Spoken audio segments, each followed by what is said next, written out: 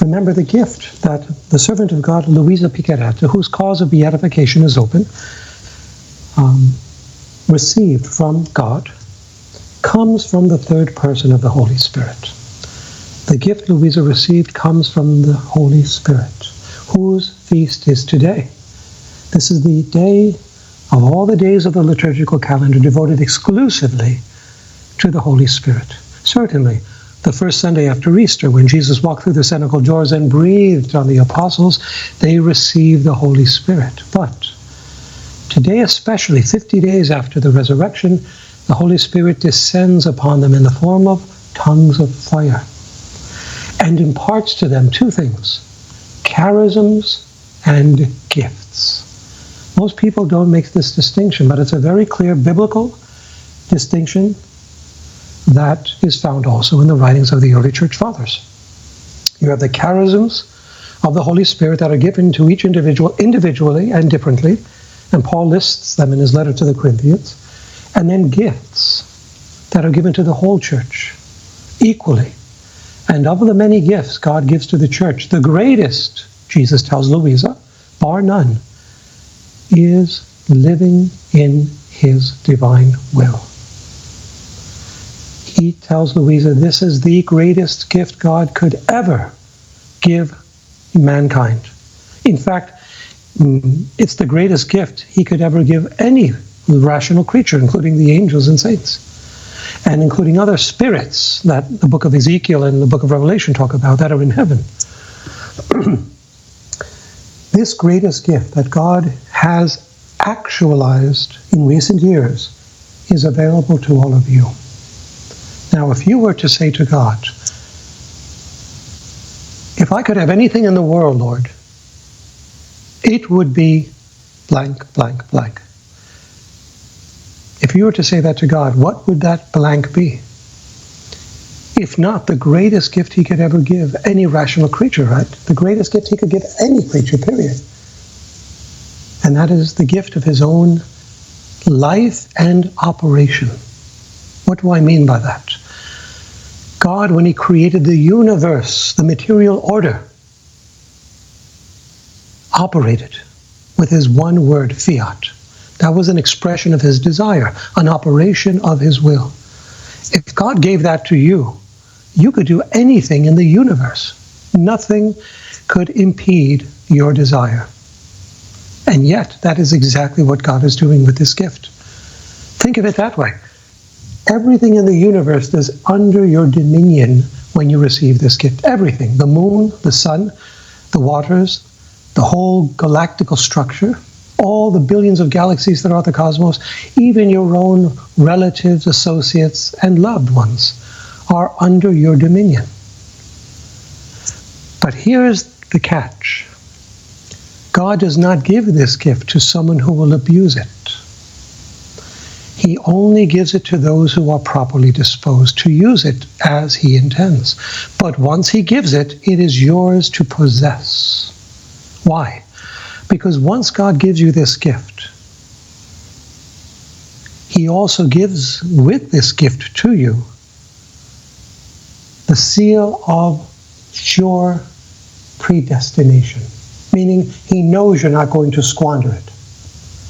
Now, I'm going to share with you, now that I brought that up, the seal of sure predestination. It's also found in Volume 7, November 6th, 1906. Okay? I'll share this one passage with you. Jesus reveals to Luisa, this is my goal, and why I often speak to you about perfect resignation. By living in my will, the soul acquires the most heroic love, and reaches the point of loving me with my own love. Now, earlier I said, when you receive the gift of God's divine will, you receive his own life and his own operation. That life contains love. So Jesus says, when he gives you this gift, you love him with his own love.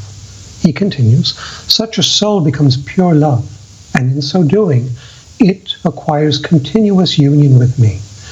So such a soul is united to me, is in me, and for me. It does everything I desire. It does not move or desire anything but my will. in which all the love of the Eternal One is enclosed, and in which the soul itself remains enclosed.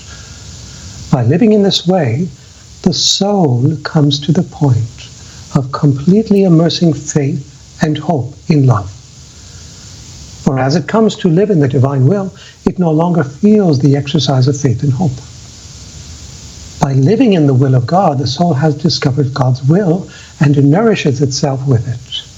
So for what purpose must it therefore exercise faith? And for what purpose must it exercise hope if it already possesses the divine will by living, not outside of God, but within Him? Indeed, true and perfect resignation is the seal of sure predestination.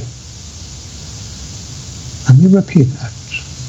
True and perfect resignation is the seal of sure predestination and the soul's sure possession of God. Have you understood? Reflect upon it carefully. Unquote. Now, this Luisian seal of sure predestination, in Italian il suggello della sicura predestinazione, is dissimilar to the notion of the Martin Luther predestination. The Lutheran concept of predestination suggests salvation as a result of God's favor, independent, detached from the soul's free will and meritorious action. On the other hand, in Luisa's writings, the seal of sure predestination, il suggello della sicura predestinazione, signifies a union of wills that derives from, that is not detached of, but derives from the free human will's heroic acts and virtues that form on earth a foretaste or the beginning of beatitude.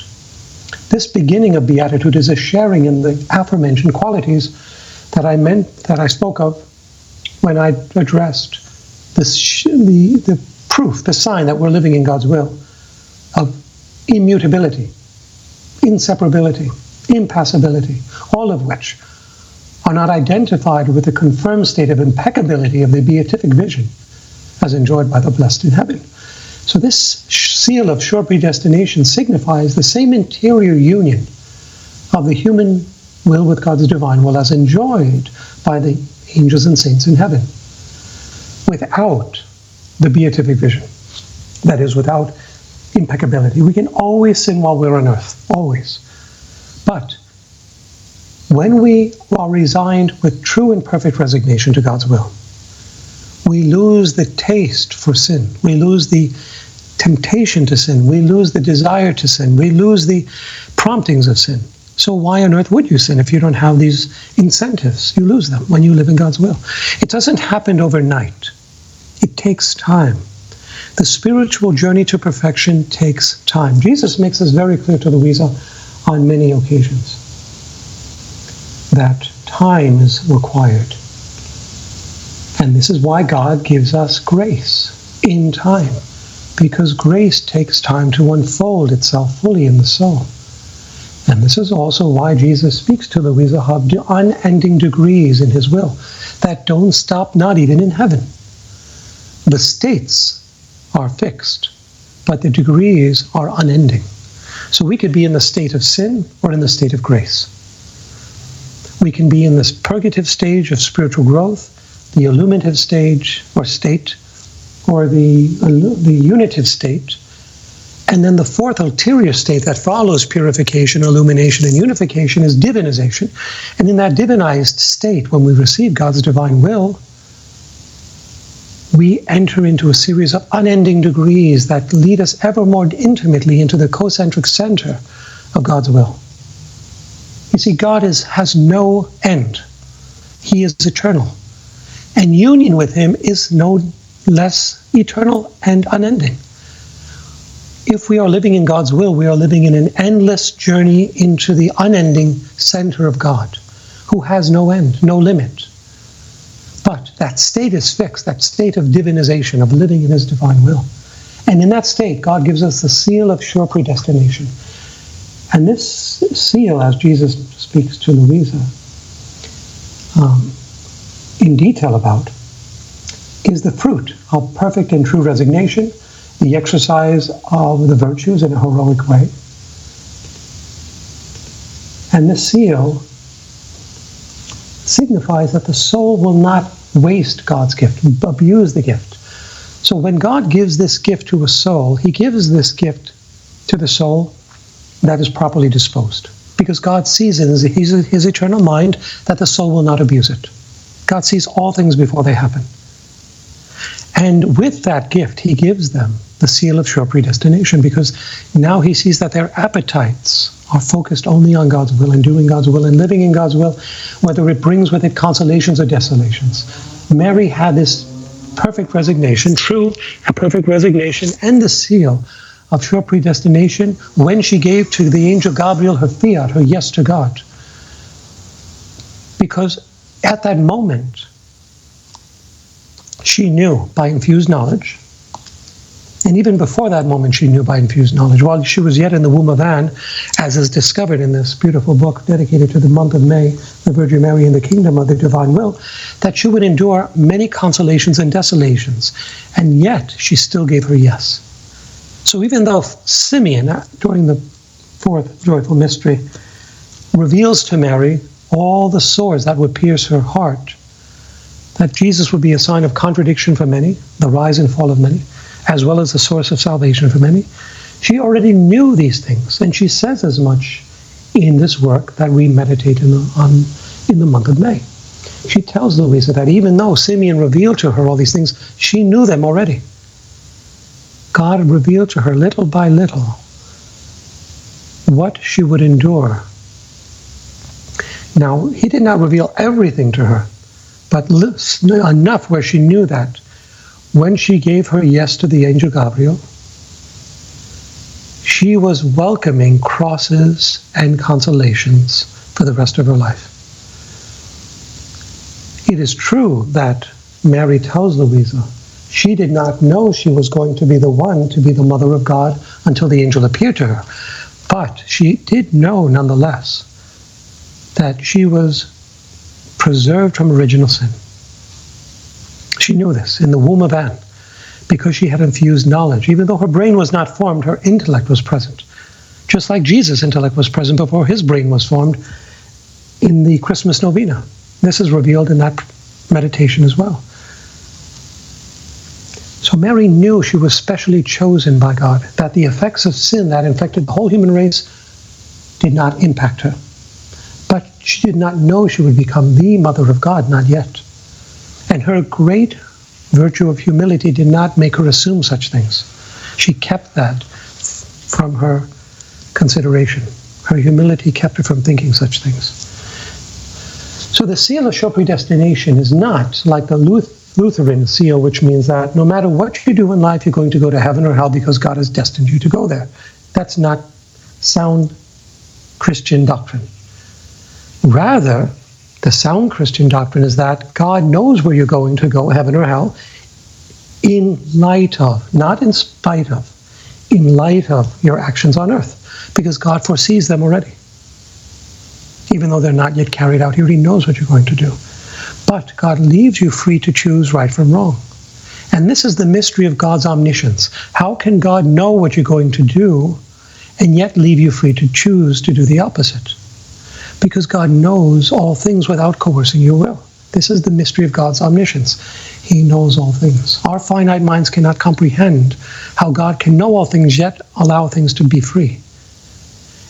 And the simple answer is because God knows the outcome of all things, even though he's living in real time with free human action.